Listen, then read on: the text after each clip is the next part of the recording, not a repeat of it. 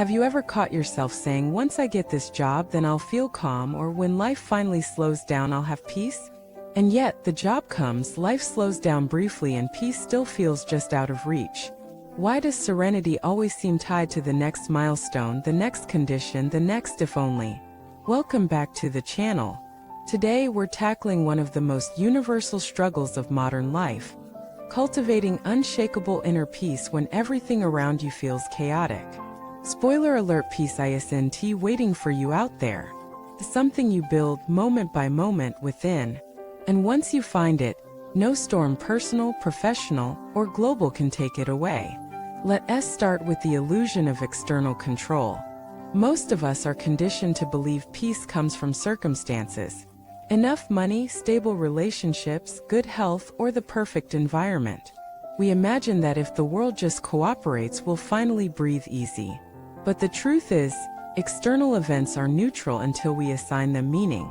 A rainy day can be a tragedy for one person and a blessing for another. The layoff notice can feel like the end of the world to one person, while to another, it's the doorway to freedom. It's not the event itself that stirs chaos inside us. It's our interpretation, our attachment to how we think things should be. The gap between reality and expectation is where suffering grows. That's why chasing external conditions for peace is a trap. Because life will never stop changing. The world will never stop moving. And if your peace depends on stability out there, you'll always be waiting. So where does real peace come from?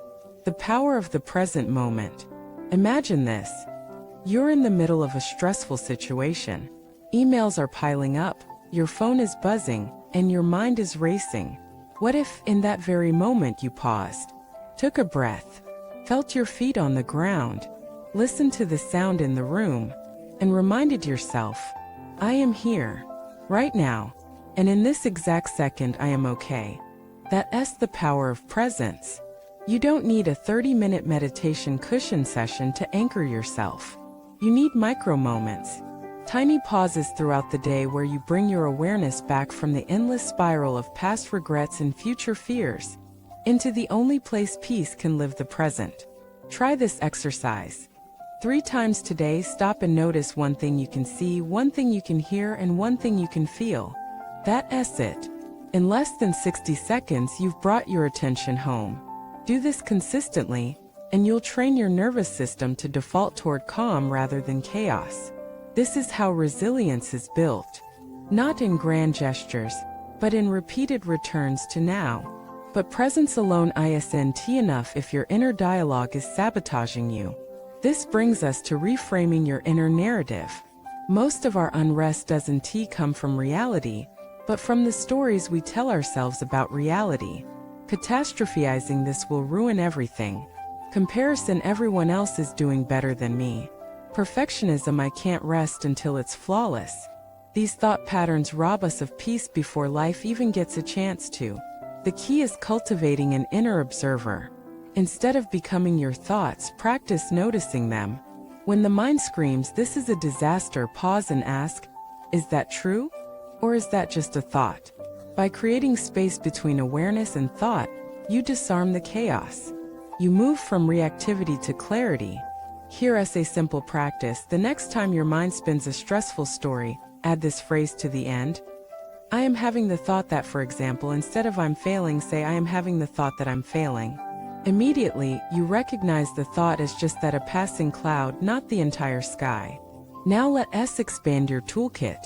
Peace doesn't only come from meditation. Comes from how you live. Physical well-being matters. Sleep, hydration, movement, these aren't luxuries, they're foundations. A tired, overstimulated body cannot sustain a peaceful mind. Digital detox also plays a role. Every notification, every scroll, every comparison triggers micro-stress. Choosing boundaries with technology: no phones before bed. Intentional offline hours clears space for calm. And then there's ritual. Create your own peace protocol, a set of practices you can return to anytime chaos strikes. Maybe it's a breathing exercise, a short walk outside, journaling, or a mantra like, "This too shall pass."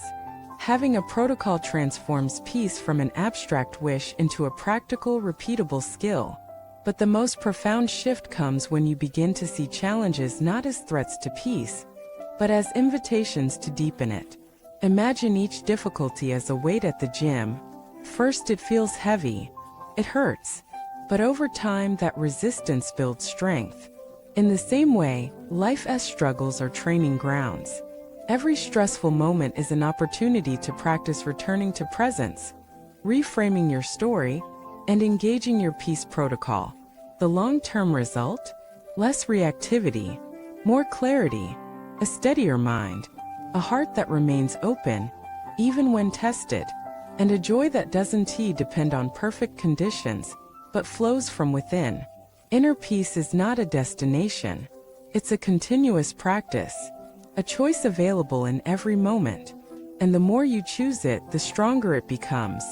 So if you feel lost in chaos right now, remember this. You don't need to wait for life to calm down. You can anchor yourself here in this breath, in this moment. Because peace isn't waiting for tomorrow. It's available now. I want to hear from you. What practices help you find calm when everything feels overwhelming? Have you created your own peace protocol? Share your wisdom in the comments. You never know who might need it. And if this video helped you pause, breathe, and feel even a spark of serenity, subscribe for more guidance like this. Like it, share it. Let us spread a little calm into a world that needs it. Because when you cultivate peace within, you carry it everywhere and no chaos can take it away.